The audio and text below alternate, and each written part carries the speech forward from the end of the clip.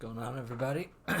Welcome back after a long little visit, long little break that I had. I appreciate everybody's patience, and it's just really good to be back. Scranton Strangler here with another little video that we're going to talk about some gridiron discussions. It's about 76 days until that first game, and every day is just dragging by, as I'm sure it is for you too. So if it's your first time viewing, I appreciate it. Make sure to hit that follow and subscribe button at the top. If you're a returning viewer, great to have you back. Appreciate it. Make sure to chime in and any discussions, questions, topics, things like that. So I'm going to move on. Now, it's been about 3 weeks since I made my last video, and it's been a pretty busy around the world of sports and in my life. So we'll kind of go around now. And the U.S. Open, obviously Gary Woodland won that, so congratulations to him. We'll kind of jump over to the basketball, where they had their NBA draft last night. Congratulations to Zion Williams going first overall. I'm pretty sure that was foreseen for most people. So he was first taken by New Orleans Pelicans. So congratulations to him again. Also, a big congratulations to the first-time NBA finalist, Toronto Raptors, and Kawhi Leonard MVP. So absolute monsters over there. Now, switch gears over into the NFL world. Anything new really worth talking about? Now, they had their OTAs and the mini camps, thing like that, but they also made a rule change recently, just to kind of keep you all updated. So the pass interference rule, kind of stems from last season, and what they did was they made it to where the plays within the last 2 minutes of the game are questionable. Every play is non-calls, calls, things like that by each coach, and then they'll be reviewed by the refs. So just trying to make everybody happy again, and we'll get back into it. So swap over here. Awesome, guys. So now again, 76 days. We'll switch back into that. Now, first off, I want to F it all. Good names are taken. What's up, brother? Good to see you guys. We're hopping in. This is going to be 76 days and counting. Now, first, into the pack, into the family of Scranton Strangling, I'd like to first introduce you to my beautiful daughter, Blake Avery McMahon. That's been pretty much what I've been doing for the past 3 weeks. It's been hectic, but it's been an absolute blessing, and I couldn't be absolute more happier. So a couple little photos for y'all to look at. So she just looks just like me and and cries just like her mama. So but it's been, like I said, it's been really fun. But we're taking it day by day, getting sleep as much as possible. But that's what the Scranton Strangler's been up to the past couple weeks. So I'm sure that's y'all can forgive me for not making a video for 3 weeks. But we're gonna hop right into it. Now, last season was pretty good. They had a lot of really good games. We're going to narrow them down from the top 10 best games of last season. Now, while I was making this list, I kind of found that there was one game that really stuck out, but it wasn't much as the game. It was just a very amazing play at the end. And we'll go into the Miami Miracle play. Like I said, not much of a good game, but an absolute great play at the end. It was probably one of the plays of the season, where they just lateraled it around until they could score and beat the Patriots at the end. Didn't mean much, again, because they didn't win their division or go to the look at my beautiful niece. That's right, brother. Beautiful babies, just like his. He's got 2 beautiful sons, and they're dreamers. So anyways, Miami Miracle, man, just a great play. Kudos on that. They tossed it around, like I said, lateraled it back and forth until they wound up. And you can see right here, Gronk diving right at the end to try to save the play. And it's just always good to see Gronkowski fail sometimes. So Miami Miracle is my honorable mention, if you will. Didn't quite crack my top 10 for best overall games. Now, we are going to go to number 10. Start from number 10. It's going to be Week 1, Bears versus the Packers. It was really fun. I hope you all got to see that one. First game of the season. Obviously everybody's high expectations for Aaron Rodgers, like they are every year. coming out, and then he gets hurt over, almost right off the bat, hurts his knee. So they go out. Miami kind of shows out and takes a 20-point lead. Now the interesting part was this Khalil Mack right here. This was his first game as a Bear. He was like the best defensive player the year before for the Oakland Raiders, and then some random ass trade went on, and he goes and joins the Bears, and then he absolutely demolishes, and just between him and Aaron Donald were the best two defensive players in the in the NFL. So it was good. It was pretty good if you see those highlights. I tried to add some highlights on my slide, but it was giving me a little trouble because I had highlights of each game, and I was going to point it out, but I'll get to it. Don't worry. I'm just now getting back. So Bears versus Packers. It was a 20-point deficit. Aaron Rodgers goes out, but then comes back after halftime and erases a 20-point lead and scores at the end. It was pretty phenomenal on his little bum knee. The interview after the game, if you get a chance to look it up, dude looks completely high on pain meds, and it's just a classic interview by Aaron Rodgers. So number 10 on the list is the Bears versus the Packers week 1. Switch it down to number 9, which is the Ravens versus the Browns. Now, the Browns were just an exciting team in general last season because they actually made some noise.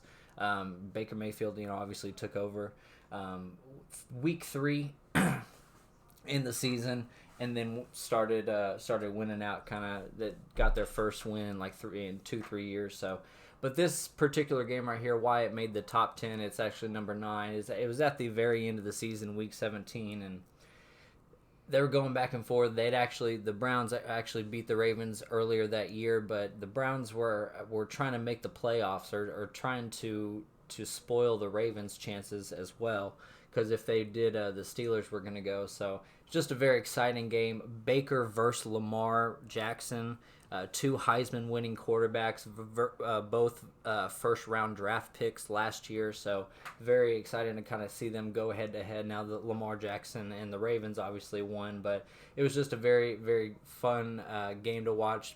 Baker, making all that noise versus the number 1 defense in the NFL. And then Pittsburgh over there, across the, let's see, this one was at, what was that, in Cleveland, Ohio. So all the way across over in Pittsburgh, they're sitting there after their game on the field watching it. They put it up on their big screen, and it was just very emotional for more than one team. It meant a lot to the AFC North. So made the top 9. We're gonna switch over to number 8, which is the Cowboys and the Eagles. Switch it over to the NFC East. Now this one was an overtime thriller. Bobble and catches. It was just an absolute nut. And it was one of the first times that the actual Dallas Cowboys kind of put together a good performance, especially on offense. They have a good defense, solid, linebackers, things like that. But on offense, they seem to be struggling versus play calling and Dak being more consistent, and then the wide receivers, Amari Cooper comes in the middle of the year. Timing was kind of perfect from the get-go, so they were pretty lucky it didn't take too long. But like I said, it was an overall performance because it was the first time actually ever the Dallas Cowboys had a 400-yard passer, a 200-yard receiver, which was Amari Cooper, and then a 100-yard rushing game from, of course, Ezekiel Elliott.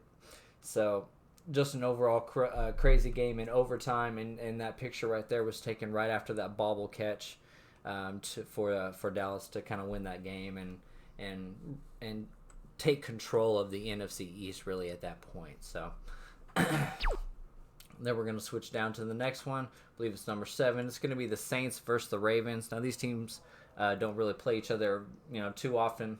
Obviously NFC versus the AFC, so it happened once every 4 years or so. But the offensive powerhouse, obviously the Saints with as many weapons as they do versus the number 1 defense in the NFL, the Ravens, is always good TV. So it came down all the way to the very last minute, and it was 23-24. They scored to tie it, the Ravens. They took 23, and all they had to do was make a simple field goal and tie it up to go into overtime with like 24 seconds left. And Justin Tucker, which is, I hate to admit it, he's a Texas Longhorn, but even from his Texas Longhorn days, Longhorn days, has been one of the most accurate kickers in NFL history. So he doesn't miss, and the fact that he just missed that, the emotions were swinging, up to that point from the kick, and then when he missed it, it was a heartbreaker for the Ravens. So, and Drew Brees at that point made kind of solidified. He had an absolute monster year, broke all the records earlier in the season. And then this game, beating the Ravens, made him only the third QB ever to beat every single team in the NFL, because obviously he's already beat the Saints back in his San Diego Charger days. So, great game. Number 7. Let's move on. Going down to number 6 is the Chargers versus the Chiefs. This was from the AFC West. It was just a showdown. You have two absolute gunslingers at their respective positions at quarterback. You have Patrick Mahomes with the Chiefs, obviously MVP, stud, and his second year, really the first year playing, because he sat behind Alex Smith his rookie year. And then you go to Phillip Rivers, which has been playing since 2004. He's been slinging it around since 2004, and he's a very underrated quarterback. He's like the Tony Romo of the AFC. Tony Romo always had the phenomenal stats when he could stay healthy. Rivers doesn't get hurt, which is another plus on him, but he just can't win those big games. Can't make it to the Super Bowl, things like that. So but just an absolute monster game. Now, this was the second matchup, because obviously they're in the AFC West, so they play each other twice. It wasn't the first game; it was the second game that they played. Late touchdown to tie it at the end, but instead of going for the tie, they went for the 2. Showed some big balls, and for the win, the FTW, the 2-point conversion. Was pretty good. Mike Williams, that's a picture of it right there. Mike Williams on the right side, just left him absolutely wide open. So, great game. Let's move on to number 5, I believe. It's going to be Rams versus the Saints, part 1, because these two teams did play each other. They play each other later on in the NFC Championship, but the first game was, I believe it was about week 8. If I'm not mistaken. I think the Rams, were 7-0. Saints were 6-1, because obviously they fell the first week of the season to the Tampa Bay Buccaneers. But it was the first loss of the Rams. It was their first defeat. So really kind of woke them up. But in a sense, on the Saints, they were on a 6-game streak. It really just kind of energized them, because they kept going on to win. I had that incredible run that they had in the middle of the season. So.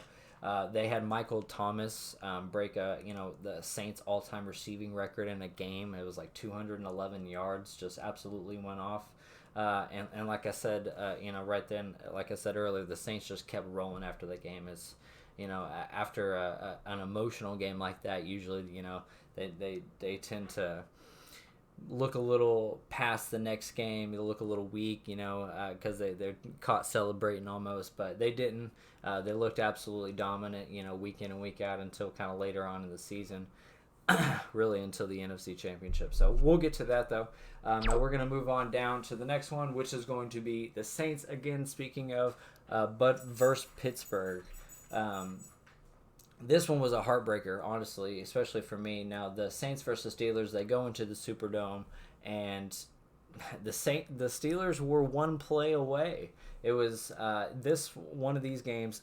We've had a lot of games that we talked about, those past 6, and then obviously we have a couple coming up. But this game really felt like a true Super Bowl matchup. It could be a legitimate Super Bowl. Like next year, I could see these two teams going against each other. I could see it. I'm not predicting it, but these two teams, they're absolute high caliber teams.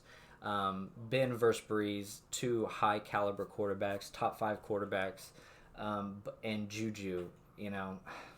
Antonio Brown had a great game. This is really one of their last games together, and Juju just had that one last fumble at the very, very end, which was pretty much like 5 yards away from field goal range, and I had plenty of time. Pittsburgh could have gotten it done, but it was just an absolute heartbreaker at the end, and it definitely cracked the top 5 4. So we're going back into the number 3 on the list, which is going to be the NFC Championship game. It's going to be Rams versus Saints, like we talked about earlier, but it's going to be part two. This one was a great game, an even better game than part one, and it made the list. It absolutely had to make the list because of the controversial ending that happened. Obviously, the pass interference. I wish I could show the video, but the pass interference call that really spiked, kind of all the rule changes that have been kind of taking place, things like that. So the part two of that one, it was a good game, but it's not going to crack definitely the next one, which is the number 2 on the list. It's going to be the AFC Championship. The Chiefs versus the Patriots. Man, I could watch this one all day. It was almost like the actual Super Bowl because of how dull the Super Bowl that we got versus the Rams and the Patriots. But it was good. It was just kind of boring. So number 2 on the list is going to be the Chiefs versus the Patriots. These two teams, they're so dominant. It seems I just smell it's a beautiful rivalry beginning. It was kind of the Patriots and the Steelers for the AFC top for a while battling, but now that the Steelers have kind of taken steps back, the Patriots and the Chiefs really smell like they're really there's going to be a lot of turmoil there coming in the next few years. So, and it was one play away. That's another reason why it made the list was how it ended. The Chiefs were one play away from beating the Super Bowl champs. They had an interception to seal the deal at the end, but then you have Ford right here, number 55. This was the play. He jumped off sides when he did, and he didn't need to, and it was just a heartbreaker to everybody got so excited on the interception, and for them to call it back on that offsides was just a bummer. So no worries, he'll get it next year, and then that makes us obviously go to number 1. The absolute top game of the year last year was the Chiefs versus the Rams. If you didn't see it, it's absolute worth a watch. I'm sure they've got it on NFL Network, something like that, but it was supposed to be, if I'm not mistaken, it was supposed to be, I believe, in Mexico City, but the field, with the weather and everything, was so muffed up that that they moved it over to the Coliseum over in LA, the brand new stadium. So it was one of the top scoring. It was like the third time ever that a team had scored. The combined team scored over 100 points. Both teams scored over 50, which was an NFL record. Just back and forth the entire time, but the defense of the Rams kind of stood out, and really, the player of the game in my eyes, you can give it, you can look at Tyreek Hill, who was just the cheetah. That's really the game of the year for him. He had an absolute hell of a game. The Patrick Mahomes, things like that. But if I'm going to give it to the award to the best player, who won that game for him, is going to be Aaron Donald, because he just at some points of the game absolutely took it over. So that's going to be my absolute top game of the year last year. We'll kind of move on and segue into my next topic, which this next year for running backs is going to be an absolute force to be reckoned with. Some of the running backs are going to break some records. Now, why I have these two gentlemen up here, this is going to be Roger Craig and Marshall Faulk. Everybody knows them. It's somebody, these two, what they have in common is the only two running backs ever to rush for 1,000 yards and have 1,000 receiving yards in one season.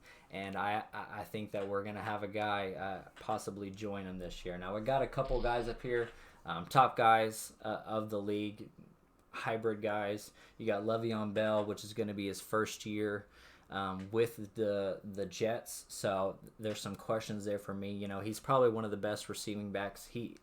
Top 3 receiving backs in the league. One of the best running backs. He just hasn't played in about 18 months. So he's with a new system. Young quarterback. They don't really have they don't really have very good receiving options out there. I don't even know who the hell their tight end is.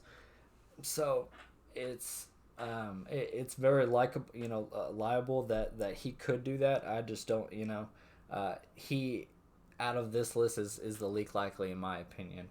You've got Ezekiel Elliott, who's always possible to do anything with his ability. That offensive line, although it took a little tumble last year, but I think they're going to be back with Travis Frederick, all that kind of stuff. So Jason Witten's coming back, who's a great blocker. But for Ezekiel Elliott, I think it's more likely for him.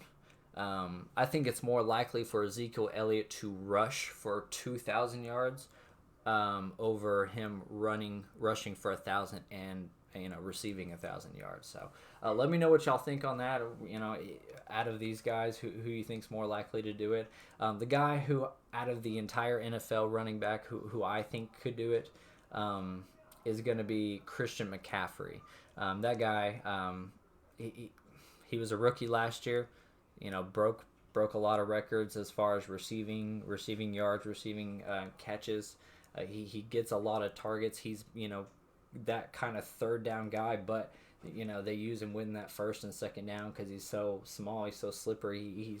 He's really interesting to watch. He had a hell of a career in Stanford, and keep an eye out for him. Keep an eye out for him because the Panthers, they got a new offense kind of shaping up. They a lot of questions on Cam Newton. What's he going to be able to do? He's supposedly changed his throwing motion. There's all these kind of things that you factor in. Well, that's whenever you lean heavily on your running back and on a guy that's so versatile like him.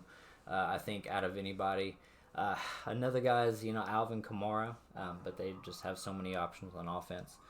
It's kind of hard to pick apart what they're going to do, what their offensive plan is. So out of anybody, I'm hanging it on Christian McCaffrey with the Carolina Panthers. Now, over the 3 weeks, Hard Knocks announced that they're going to be in Oakland this year. It's going to be very entertaining. Excuse me.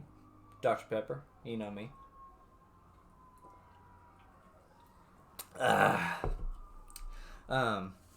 Hard Knocks TV show is going to be with the Oakland Raiders. It's going to be very entertaining with Antonio Brown. Obviously, he's that dramatic kind of guy. He's not always dramatic, but he can be. He has been in the past. And with the recent things, the past 2 years, who knows what's going to happen. He's also going to be teammates with a former rival in Vontaze Burfict from the Cincinnati Bengals. They've had a lot of issues over the past, getting in fights, hitting each other, getting flags, getting thrown out of games, fines, things like that. So it's going to be interesting with that. So just keep an eye out for that. If I'm not mistaken, they haven't actually released the official date, but from previous years, just looking back, it's going to be around August 6th, August 13th. It's on a Tuesday, and those are the 2 weeks that are kind of right there. So right before the game start, the first game starts, things like that. So that's in the area of when it's going to start. Make sure to tune into that because it's going to be a good one. Last year was really good too. Got rings. Scranton Stranglers list of the actual teams that don't have a Super Bowl right now. I believe there's 12 of them. If I'm not mistaken, maybe 13 things, something. But what we're going to talk about is not only that these teams don't have Super Bowl rings, I'm just going to kind of look at which team is the most likely to win its first Super Bowl. Now, when I look at all these teams, I kind of, with the quadratic equation, that I use, of course, I'm just kidding. But just kind of analyzing things with, I kind of put numbers on. Anyways, I look at these and I put them in tiers is really what I'm getting at. And the first tier, I'm going to kind of cross them off the list. These are just teams that just don't have the talent right now. There's too many questions. There's multiple reasons. So, Arizona Cardinals, there's a lot of questions there. I know they've got the Cliff Kingsbury, the brand new head coach. They're trying to emulate what they did with Sean McVay in the Rams and bringing in the new hot the hot hand, kind of offense savvy offensive mastermind, head coach kind of thing. They're trying to do that. They're trying to emulate that. So they bring in Cliff Kingsbury from Texas Tech, and then UFC for like 2 days, and then they bring him over. So there's questions there. Then you look at the quarterback, Kyler Murray. He brings a lot of questions with his height. Is that going to translate well to the NFL? I'm sure they've got something planned. They're going to do something similar like they did in Oklahoma for Kyler Murray with Lincoln Riley's similar. Obviously you can't duplicate what Lincoln Riley does, but they're going to do a similar offense there. So just too many questions there. Now I think they dramatically improved from last season, so they're not going to be the first overall pick last year. I will give them that, but there's too many questions. Buffalo Bills, they just don't have an offense. I know that they had a decent, they had a good draft, a decent offseason. Cole Beasley, I don't think he's the answer or anything like that. I know they got another guy out there, but they have a great defense. I'll give them that. Their defense, might be top 3 again, or top 3 or so, maybe the best, but too many questions on offense. I don't trust the receiving core. LaShawn McCoy is the running back. Is he going to be healthy? So, excuse me. Cincinnati Bengals. They're a few years off. I don't give them too much credit as I'm sure that they deserve. There's just too many questions with them. Andy Dalton, can he produce what he did, what he was a few years ago? They have AJ Green, but he's always unhealthy. But he's one of the best I'd say he's a top wide receiver in the league. A few years ago, he was a top 5 guy in my opinion. Pretty close to it now, but they've got Joe Mixon at running back, which is decent. So they've got players, is really what I'm getting at, but they just don't have a defense. They have a young head coach, offensive kind of guy. So I just think they're a couple years off from really making any noise. So I don't think that they're going to do anything this year. The Detroit Lions, same kind of thing. I don't think they're going to do any. They're slowly rebuilding. They've been kind of in this rebuilding status for quite a while. I know they've never really done too much, but they made the playoffs a few years ago. But I don't think that they're going, especially in their division. They won't even win their division. Won't even make a wild card. They've got too many obstacles. Jacksonville Jaguars, a year or two away from that AFC Championship appearance against the Patriots. They think that their biggest problem was that their quarterback Blake Bortles was Blake Bortles. So what they do is they go out and they get Nick Foles, Big Dick Nick. They see what he can do, if he can do what he did in Philly and really bring it to Jacksonville and get that Jacksonville back, that defense back to tip-top shape that led them to the AFC Championship a couple of years ago. I think that we're going to find out that Nick Foles is going to find out that Jacksonville isn't Philly. They don't have that offensive line. They don't have the receiving core that Philly did. So, again, another team that could be a couple years out from really making a noise. And then the last team, the Tennessee Titans. I don't think they don't even have a quarterback. I'm not a fan in Tennessee. I'm not a fan of Marcus Mariota.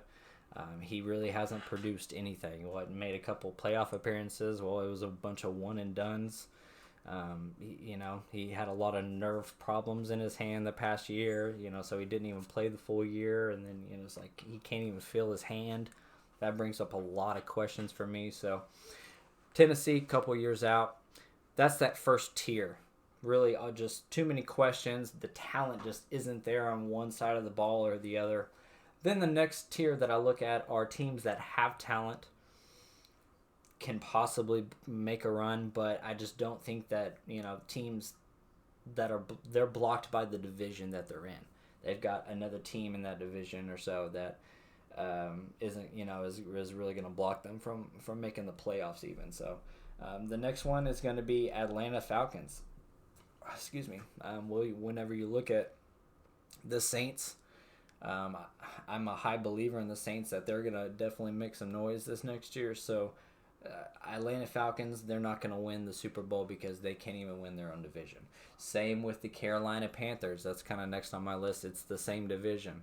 I would think that the Atlanta Falcons, I don't know, that's tough. They're kind of like a bred from the same horse. You know, they've got similar problems. They've both got, high caliber Super Bowl MVP-esque quarterbacks. You know, they've both been there, both been to the Super Bowl. The Falcons just can't stay healthy, especially on the defensive side of the ball. And the Carolina Cams can't stay healthy. They don't have a decent receiving core. Greg Olsen is good, but again, he has some health questions. He's got a lot of foot issues. So, gonna move on from Carolina Panthers, Houston Texans. That's a team that I think that if you've watched my previous podcast, that I'm a believer in the Indianapolis Colts this next season. So I think that they're going to really just take over the South of the AFC. So again, a team standing in the way of even winning their own division. Could they possibly win a wild card spot? It's possible, but again, I don't think head to head. Eventually, at some point, they're probably going to end up taking on the Colts, and I think that the Colts have their number. So then, with that being said, you have 3 remaining teams, which I'm going to put at the top tier of this list. So you have the Cleveland Browns, you have the Los Angeles Chargers, and then the Minnesota Vikings. Minnesota Vikings are very talented, but they're a team that almost made that second tier list because they have such a talented, such a chaotic, competitive division with the Packers, the Bears. I'm not gonna throw out the Lions. As sometimes it is chaotic in the division, and the Lions can kind of knock off some people. So, but with the Minnesota Vikings, they're in the tier that it's a possibility, but not likely. Then I have the Cleveland Browns because I'm sorry, let me go back to that. It's not likely just because it's kind of on that side of they need to. Kirk Cousins is the biggest question right there. Because of Kirk Cousins, I'm putting a question mark, a line through it. So Kirk Cousins, they pay him a lot of money. He's a talented quarterback, but he needs to win the big games. He needs to not be that Phillip Rivers, that Tony, things like that. So I'm going to put a line on him. Out of all of this, on those 3 teams, least likely.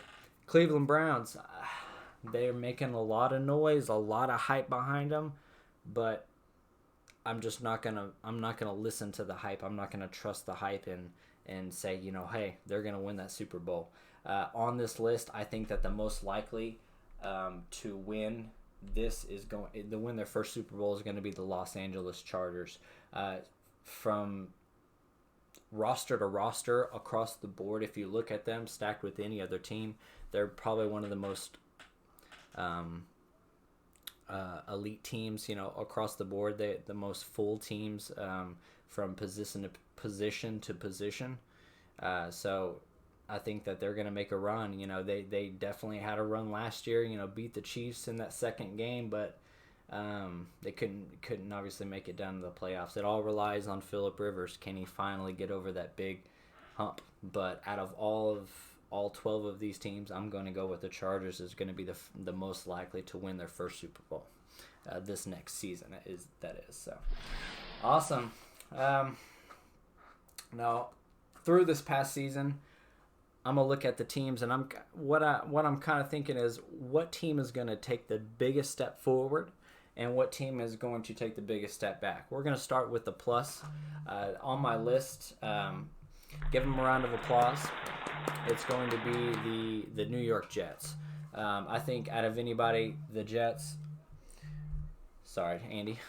My brother's calling me. If he's watching, hey, sorry, brother.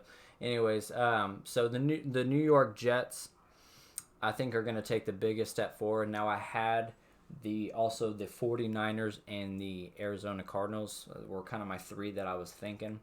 But without the Jets, they had such a great offseason, such a great draft. They've got a new head coach with Adam Gase. He's a good offensive coach. They've got Sam Darnold. He's a great franchise quarterback, a guy that's going to be there, 10 plus years. Sam's going to be in his second year with the team, so he's going to just be a lot more comfortable. He didn't have a stellar rookie year, so I don't expect him to take a sophomore slump, as some quarterbacks do.